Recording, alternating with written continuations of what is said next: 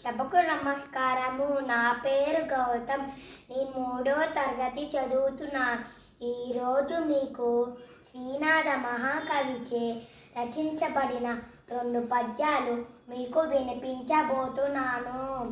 పల్నాటి ప్రజలు నీటి కోసం ఎదుర్కొన్న సమస్యల గురించి మరియు శివునికి 2 భార్యలు అవసరం లేదు, గంగను విడిచిపెట్టమని శివునికి విన్నవించుకుంటూ శ్రీనాథుడు చాటువగా చెప్పిన పద్యాలివి.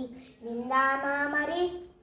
చిన్న చిన్న రాళ్ళు చిల్లరదేముళ్ళు, నాగులేటి నీళ్ళు నా పరాళ్ళు, సజ్జజున్న కూళ్ళు సర్పంబులదేళ్ళు, పల్లెనాటి సీమ పల్లెటూళ్ళు, సిరిజలవానికి చెల్లును తరుణులు 16,000 దగ పెండ్లాడెన్, తిరిపమును కిద్దరాండ్రా పరమేశ, గంగ విడుము పార్వతి చాలున్.